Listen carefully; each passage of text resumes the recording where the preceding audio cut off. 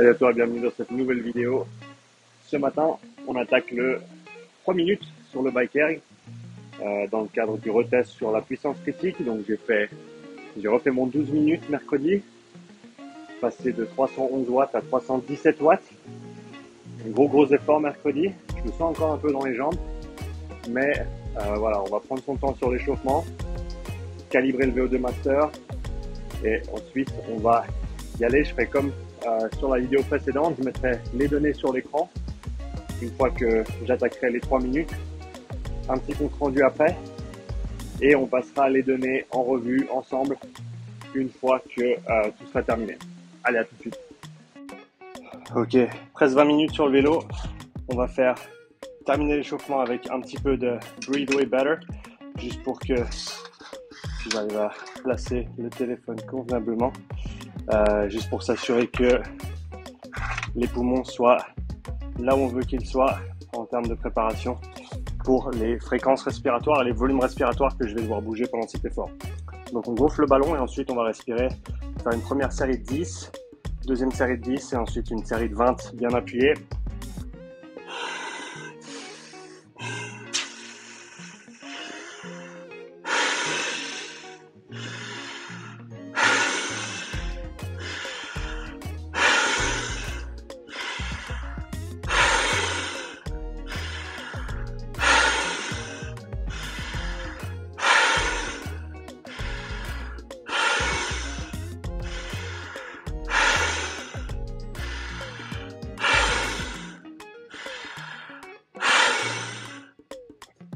Donc là, le but, c'est de gonfler le ballon complètement, recruter au niveau du diaphragme quand tu inspires, donc tirer vers le bas, et ensuite vraiment compresser au niveau des abdos sur l'expiration. Expiration qui va être super importante sur le 3 minutes. Là, on va mettre un petit peu plus de fréquence sur 10, ensuite on fera une série de 20, et après on ira se préparer sur le vélo pour y aller.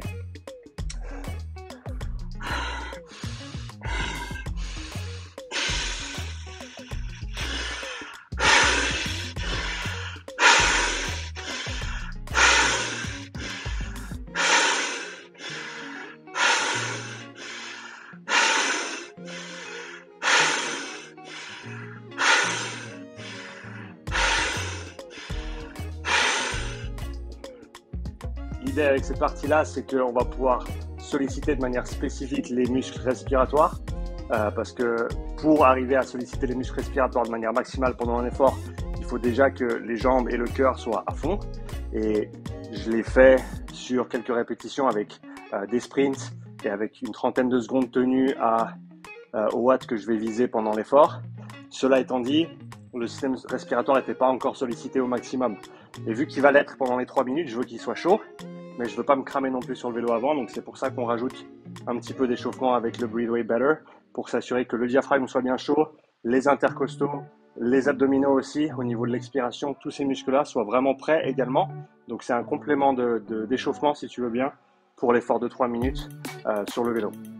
Là, je vais essayer d'une vingtaine de répétitions à une fréquence bien soutenue, en essayant de maintenir les épaules, donc essayer de ne pas respirer avec les trapèzes et les pecs, essayer de respirer dans mon dos, vers le bas, sur les côtés, et en maintenant le volume également du mieux que je peux. En sachant que le sac, s'il commence complètement plein, il va perdre un tout petit peu d'air au fur et à mesure, donc il ne sera pas complètement plein à la fin non plus, mais je vais certainement parer à ça en mettant le doigt sur le trou ici, vers la fin, juste pour m'assurer que je puisse remplir le ballon à chaque fois. Allez, on remplit le ballon et on y va.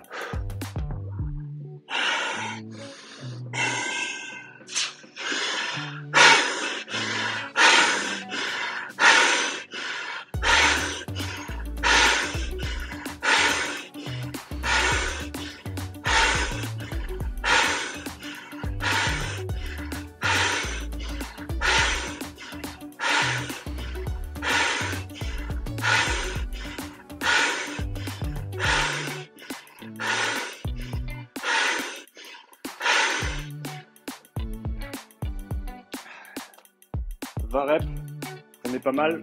J'aurais pu peut-être faire un petit peu plus. En tout cas, j'étais bien sur la fréquence, pas de souci à ce niveau-là. Tu sens vraiment, si tu le fais correctement, tu sens vraiment qu'il y a les bonnes choses qui travaillent. Tu sens Alors le diaphragme, on le sent pas directement, mais indirectement, tu le sens.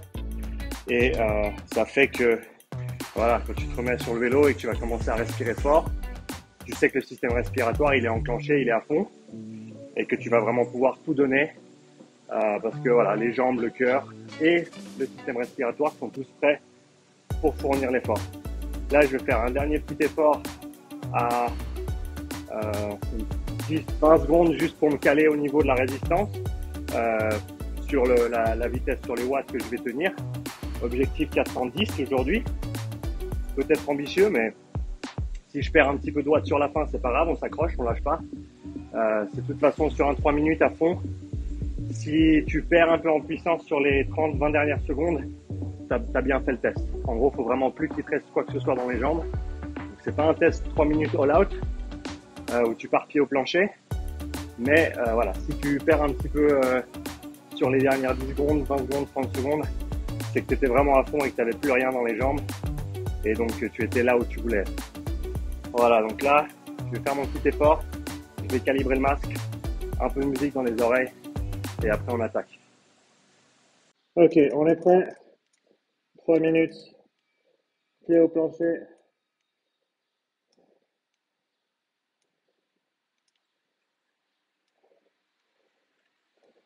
On est bon. 1, 2, 3, 4.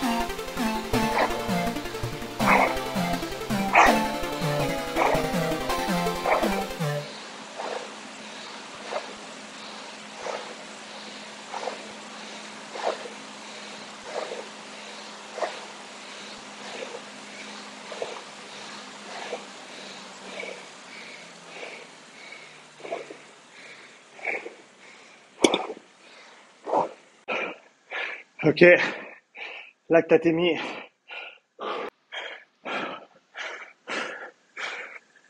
Un verdict. Allez, 14-4. Pas dégueulasse pour un vieux. Ok. Bon. Beau progrès, très content. Cette dernière minute. Ah, oh. Mais j'étais bien, respiration était bien, vraiment aidé par l'échauffement que j'ai fait. J'ai pas de brûlure ou quoi que ce soit, alors que ouais, je pense que je suis monté à peu près 180 litres par minute sur la fin. On verra ça ensemble sur l'analyse. 417 watts. PB précédent 401. 16 watts de plus, ça fait 3-4%. Et je rappelle que entre mon dernier test en début janvier et celui-ci, donc 3 mois, j'ai fait 6 séances de Wingate, 3 fois 30 secondes à 4 minutes de repos à chaque séance, et peut-être une ou deux autres intensités, mais c'est tout. Le reste, c'était la zone 2. Donc, pour ceux qui ont des doutes, au grand minimum, maintenir tes qualités de puissance, ça demande vraiment pas beaucoup de travail du tout. Si on compte 8 séances sur 12 semaines, ça fait une séance de haute intensité. J'arrive encore à calculer tous les 10 jours à peu près. Ok, donc si tu es dans ta hors-saison et qu'il te faut une base parce que tu n'as pas d'endurance, eh ben n'aie pas peur de faire moins d'intensité, n'aie pas peur de faire un pic de rappel. De temps en temps, bien sûr, n'aie pas peur de faire l'entraînement respiratoire en complément à ta zone 2, pas en même temps, mais à côté, comme je l'ai fait sur l'échauffement, mais en entraînement spécifique. Ce qui fait que quand tu reviendras sur tes séances de haute intensité, ton système respiratoire ne sera pas à la rue, parce que le système respiratoire, c'est des muscles. Les muscles, ça se contracte, les muscles, ça se fatigue. Et donc, si tu peux repousser ce seuil de fatigue au niveau respiratoire, ça va non seulement t'aider sur tes perfs, mais au niveau ressenti effort également. Ok, la respiration et le ressenti sont étroitement couplés. Si tu as de la peine avec ta respiration, tu vas avoir de la peine dans la tête aussi. Donc voilà, plein d'avantages. Peut-être qu'il faut que je descende un peu la résistance pour récupérer ici. J'étais un peu haut. Donc voilà, une belle perf et on se retrouve sur l'ordi dans quelques minutes pour faire l'analyse de tout ça. Ok, on se retrouve sur l'ordi. J'ai fait passer toutes les données dans ma fiche d'analyse. Donc, on va pouvoir regarder tout ça ensemble. Je vais partager maintenant mon écran et on va y aller. Donc, puissance critique progrès entre août 2021 et avril 2022. Donc, déjà sur ces 2 derniers jours, donc les retests en puissance critique 317 watts et 417 watts sur le 12 et le 3 minutes respectivement. Donc, très content de ces perfs, étant donné que je n'ai pas fait énormément de travail de haute intensité ces 3 derniers mois, entre janvier et maintenant, donc 3 mois, j'ai effectué entre 8 et 10 séances de haute intensité, 6 d'entre elles étant des séances Wingate. Donc, j'avais fait 3 séries, à chaque fois 3 séries de 30 secondes à fond, 4 secondes de repos passif. Actif, ça marche aussi, mais je les avais faites comme ça, et encore une ou deux séances d'intensité, mais vraiment pas grand-chose en termes de volume. Et donc, avec ce retest, je suis assez content. On va voir les progrès ici. Donc, j'ai l'essai numéro 1 avec les tests initiaux en août, quand j'avais commencé à me remettre à l'entraînement après une longue pause due à ma blessure au dos. Et donc, on voit les chiffres ici sur le 3 minutes. Donc, le temps est en secondes sur la colonne de gauche. Donc 180 secondes, 3 minutes, 364 watts, et le 720 secondes représente les 12 minutes. Le 300 secondes, 5 minutes, je ne l'ai pas fait. J'ai juste mis les chiffres pour donner une idée pour ceux qui ont une valeur de puissance sur 5 minutes. En gros, c'est simplement la valeur qui va être équivalente avec les 2 tests de 3 et 12 minutes.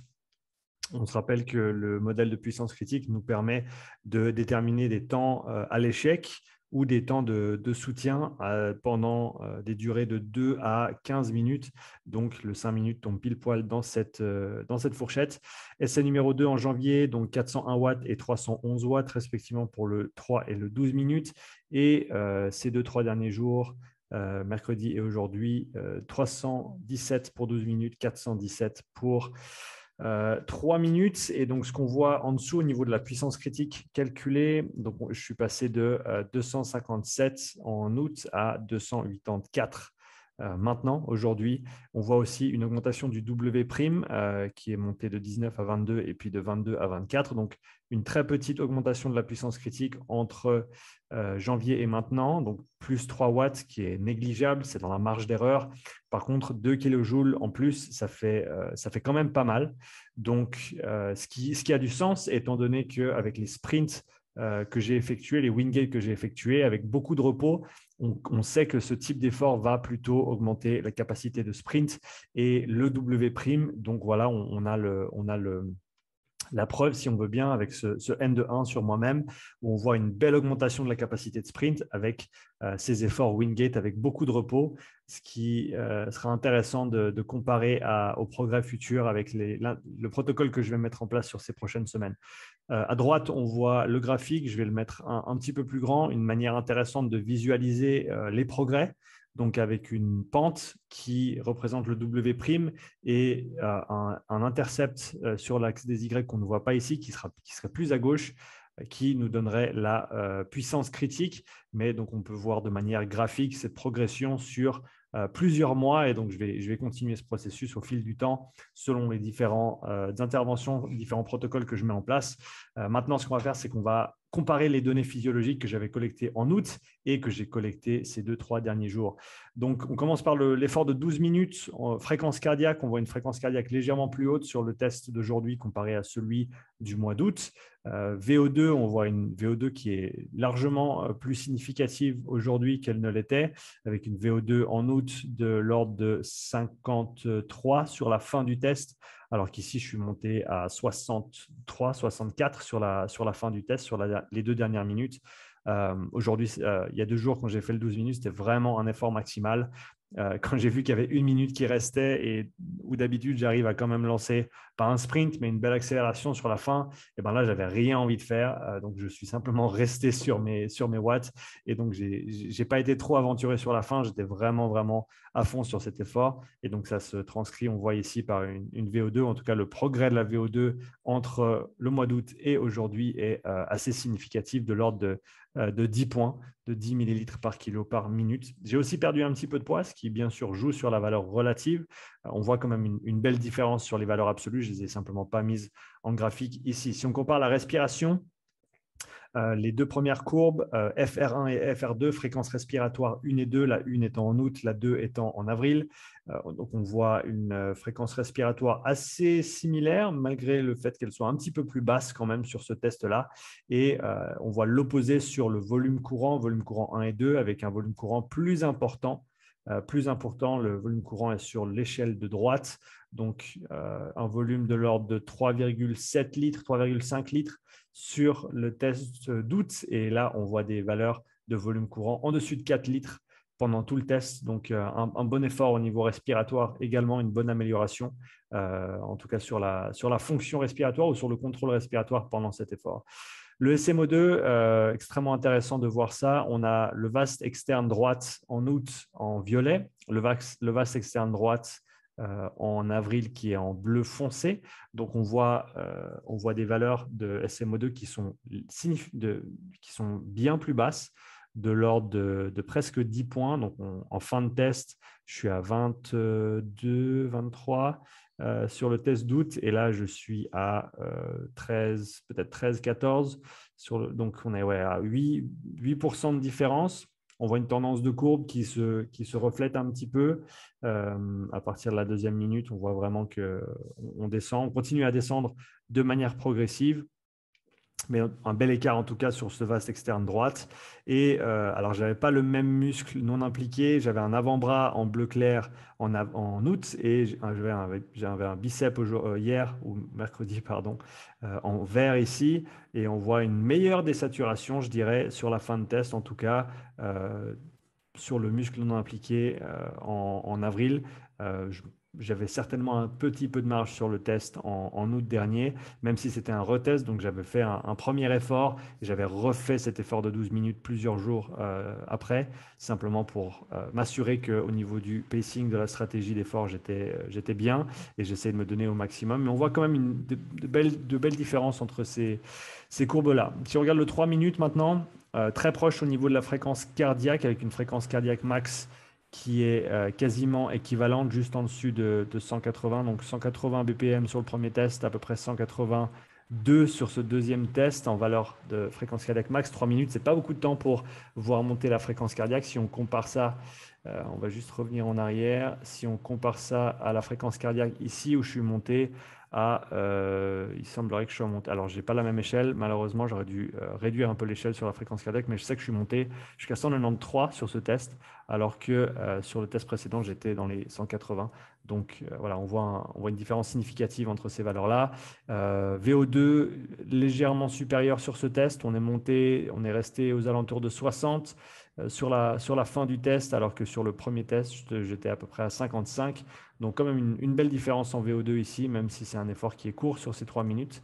Mais j'ai pu aller creuser, aller chercher un petit peu plus loin. Ici, ce qu'on voit au niveau respiratoire sur les 3 minutes, également, même cinétique, on va dire, et même évolution, avec des fréquences respiratoires qui sont légèrement plus basses et des volumes courants qui sont légèrement plus hauts. Pas des grosses différences. Je dirais qu'il y a 200 à 300 millilitres de différence sur le volume courant et environ 5 qu'est-ce qu'on va dire, entre 7 et 2 points de différence en fréquence respiratoire tout au long du test, avec une fin sur le premier test à plus de 50, près de 55 respirations minutes, alors que là, j'ai réussi à contrôler et rester aux alentours de 48 sur la fin des 3 minutes. Donc voilà pour les données respiratoires. Le SMO2, même différence que ce qu'on observe sur le 12 minutes, c'est-à-dire une courbe qui va plus bas sur le vaste externe droite sur ce deuxième test. Donc, et qui reste plus bas également. On voit que j'atteins le minimum aux alentours de la minute 10, la minute 10, la minute 20 sur la courbe bleue. Et ensuite, on voit que ça remonte légèrement. D'accord ? On voit que ça remonte légèrement. Je descends jusqu'à à peu près 12% sur ce vaste externe droite numéro 2 et je remonte jusqu'à à peu près 15% à la fin du test. Si on compare ça au vaste externe droite en août dernier, où j'ai un minimum qui est aux alentours des 1,10 également, 1,10, 1,20. Par contre, après, je remonte beaucoup plus. Je remonte jusqu'à 20% sur la fin du test. C'est un phénomène qui est intéressant. Je pense simplement du fait de la fatigue périphérique qui va, et ça c'est juste une hypothèse de ma part, qui va entraver, qui va venir impacter de manière négative la contraction musculaire et donc l'utilisation de l'oxygène. D'où le fait qu'on ne puisse pas continuer à maintenir ces valeurs minimales tout au long du test, comme on aurait pu le faire comme j'ai pu le faire sur le 12 minutes. Si on revient en arrière, on voit que j'ai une pente qui est descendante en continu jusqu'à la fin du test, alors que sur le 3 minutes, on voit que ça remonte sur la fin et on voit un muscle non impliqué qui désature de manière plus abrupte également pour atteindre des valeurs quasi minimales sur la 3e minute. Donc, encore une fois, une cinétique intéressante sur ce muscle non impliqué qui, en gros, atteint 0 plus ou moins à la fin du test. On peut comparer ça à ce test-là, à ce 12 minutes avec le bicep. Il y a 2 jours également qui arrive en dessous de 20% sur la fin du test. Pour ceux qui sont intéressés par le modèle d'équilibre du W' ou W' balance, inventé et popularisé par Philip Skiba, que j'avais reçu sur le podcast, ça me fait penser un petit peu à cette idée du W' où en gros, ce muscle non impliqué pendant des efforts en intensité sévère, dans le domaine sévère, vont se manifester comme si c'était l'équilibre du W', c'est-à-dire que quand tu arrives à 0, il n'y a plus de W' et tu atteins l'échec où tu es obligé de ralentir. Qu'est-ce qui va suivre pour moi ? Donc, maintenant que j'ai fait tous ces profils-là, j'ai fait mon profil physiologique lundi, j'ai fait mon 12 minutes mercredi, j'ai fait mon 3 minutes vendredi. Et là, ce que je vais faire, c'est partir sur je pense 3 à 4 semaines, selon comment les choses se déroulent. Mon objectif je bégaye. Mon objectif, c'est de faire 2 à 3 séances par semaine de sprint interval training. Et donc, ces séances-là, elles s'organisent de la manière suivante. C'est 3 à 5 répétitions par séance, bien sûr avec un échauffement au préalable, 20 secondes effort maximal, 40 secondes repos, passif ou actif. Je vais faire actif léger. On peut changer le format également. On peut faire des efforts de 30 secondes, on peut faire des efforts de 10 secondes, on peut faire des efforts de 15 secondes. C'est possible que je module un petit peu, mais étant donné que le temps minimum sur le bike air, c'est 20 secondes, j'aimerais bien essayer de quantifier ces séances de manière assez rigoureuse. Donc, je pense rester avec un format qui se tient dans ces eaux-là. Donc, entre 1 minute et 1 minute 30 à peu près de travail total par séance, 2 à 3 séances par semaine. Effort maximal sur 20 secondes, entre 10 et 30 secondes. On verra comment les choses s'organisent. Possible que j'inclue aussi des Wingate de 30 secondes. Possible que j'inclue un Wingate 60, donc 60 secondes à fond, qui me ferait ma séance complète et je n'ai pas besoin de faire autre chose. Et je vais également faire, bien sûr, mon travail de zone 2, 3 à 4 séances par semaine, qui sera certainement couplé au sprint, soit avant, soit après, selon mon état de forme.